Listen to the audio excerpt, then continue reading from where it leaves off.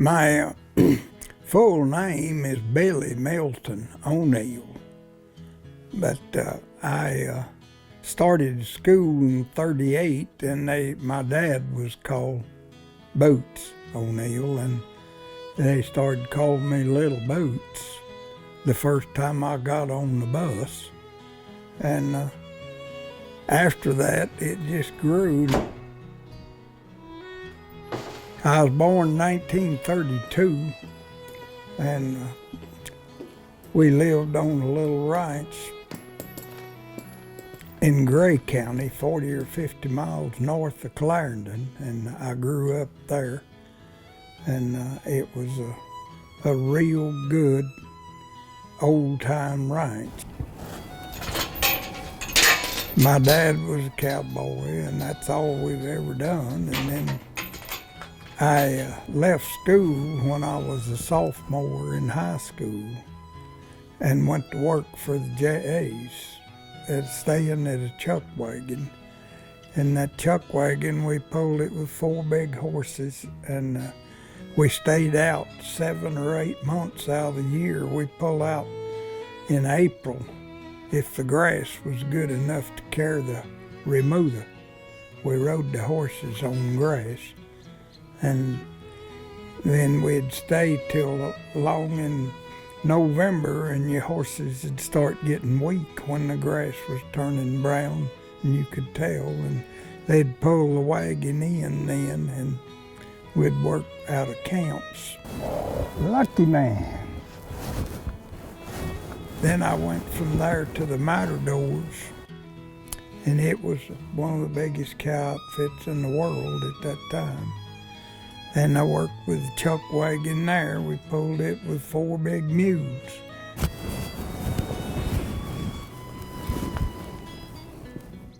Left there, went into the Army, and I served in Korea. Come back in 1955, and I went to work for the Waggoner ranch down at one of the largest. They had around 800 sections laid in 6 counties, and around 14,000, 15,000 cows. And I worked there for 24 years.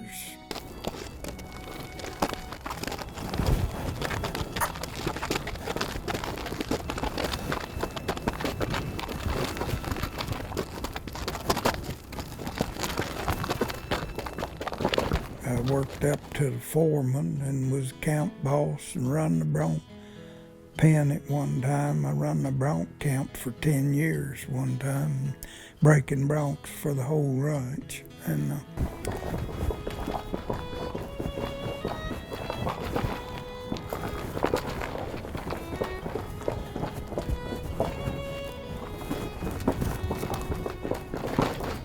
I left there and went to work for Walter Marek at Sayre, Oklahoma, and I lived on the ranch at Cheyenne, and I worked there 3 years. Well, back in the, I'd say the late 70s, early 80s to mid 80s, we, along with our horses, we ran a lot of cattle, and we had several ranches here in western Oklahoma, one in the Panhandle, one up in Kansas, and one in the Texas Panhandle, and one out in, or 2 out in New Mexico. And it got to be more than all of us could see after. And Dad shopped around to some of his old friends and acquaintances that he knew to be good managers and good cattlemen and good cowboys. And he contacted an old friend of his named Bobby Thompson that he knew had worked for the 4-6s for a number of years. And he talked to Bobby and was able to hire him. And Bobby recommended Boots O'Neill, who at that time was working for the Waggoner outfit. And so Dad was able to hire both those guys. And I was a young man at the time, and it was sure a lot of fun to cowboy and punch cows with those kind of caliber of cattlemen and cowboys. And I learned a lot from them, enjoyed the time immensely, and treasure it. When Boots was here, our business was flourishing. We had cattle ranches all over the country. He liked to call our deal the Badly Scattered Cattle Company because we had 3 or 4 ranches in Oklahoma, and 1 in Kansas, and a couple in Texas, and a couple in New Mexico. And One of the things that we do that was fun was in the spring of the year for Brandon Works, we had a semi truck and an old flat or a straight deck trailer.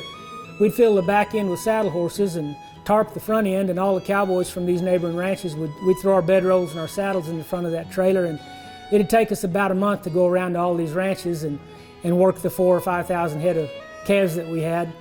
And then we'd come home for about a month or two and then go back in the fall and do the same thing again to ship and wean those calves. And one of the things that we enjoyed the most about that time was getting to do that with guys like Boots and Bobby and Bob Elliott and Dave Price and some really good cowboys that helped us at the time. Boots was a legend when he hit the ground, I think. He's just one of those guys that's always been bigger than life. There's about 175 saddle horses, and we was crossing the lower end of the Matador Canyon. That's in 1949. We worked with chuck wagon all the time, stayed in teepees and stayed out, and we worked 7 days a week. They never did pull in or pull up. And $90 a month was the going thing for a cowpuncher, and but that's the chuck wagon and tents that we're living in, teepees, and several men under the fly. The ranch come down there and told me that they would, on the strength that I had been a brand inspector and had a ranger commission and worked in this country 25 or 30 years prior to that they offered me a job to come up and be a cowboy and work. That's what I've always enjoyed, is working for a big cow outfit where we work lots of cattle. But I'd be certified peace officer and could help them with any security that they needed. I come to stay 3 or 4 years, and we was going to work on some stuff and get things going, and I told them it'd be a good deal for me. And my wife and I come up, and they've put us a new house here and fixed it up. And after we'd been up here 15 or 16 years, she contacted cancer and passed away, and then they moved me in this apartment, and I've been since. Now I'll have been here 30 years here in a few months. And the lady that owns the ranch, that's inherited from her family, and she is raised here, why, she's very interested in families here, and if one of them's got a child that needs something, or one of the employees that needs, well, she wants to see that it's taken care of and help them get it done, and she's real interested in the people, and knows a lot of the people real well here. Someday I'm going to get to where I can't go, and I still go down there and saddle a horse nearly every morning and do something horseback, but I'm going to get to where I can't. And of course, she had told me that I could, if I retired or got to where I can't work, been something by myself, that I could stay here in this apartment and just live here.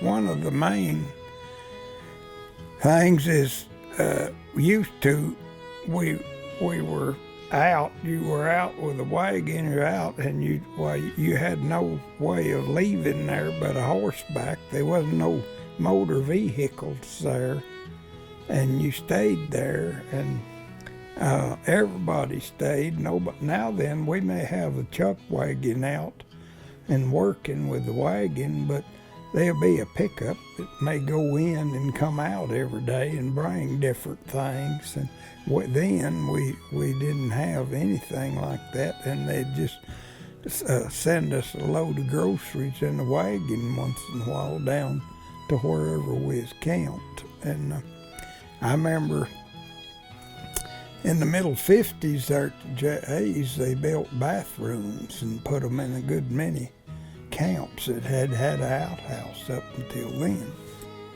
One thing they started doing in the 60s, they started letting men off Saturday at dinner till Monday morning. A lot of these ranches take off Saturday at dinner till Monday morning up till about 66, 7 along there. They work 7 days a week. I went to work in 49 and worked 10 or 15 years that we worked 7 days a week. Nobody thought about being off just 'cause it's Sunday. But the biggest change, I think, it's been in my lifetime on these ranches, and I started in 49 and have punched cows 70 some odd years since then, steady, has been cell phones. Everybody now, it's a cell phone, and you call a man on the drive and we're out riding, and you can call over on looking for a bull. You can call over there and see if Charlie's found him yet. And used to, you'd have to wait till you got in that night to see whether somebody found him, you know. For a kid like me to get to hear those old guys go back and forth and all the things they had done and seen and get to be firsthand to it. He has done so much for so long, and he's stayed here and he hasn't retired, and he totally could, and everybody looks up to him. And they still, you know, they take him out for branding, and he goes out for absolutely everything and still works as hard as anybody else, doesn't take a day off. If anybody's over the top of the hill, I'll go over there every once in a while with one of the vet techs and we'll vaccinate some horses.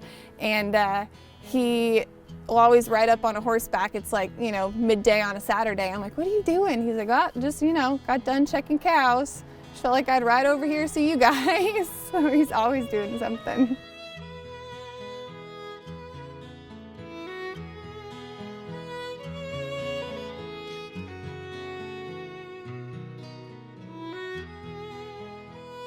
Well, it makes me feel great, and I'm honored that, and it's things that I never thought about. You know, I never dreamed of getting something like that. It's always somebody that's a little more famous or educated, and I just enjoy working and riding a horse. I look forward to working, and still do at 86 now, be 87 my birthday. I don't dread like I see people dread, so I don't dread the fact that we're gonna move them bulls tomorrow and it's probably gonna be cold and windy or something. That doesn't affect my thinking any. And as long as they run cattle on them things, they'll have to have cowboys or boys gather them and work them things horseback.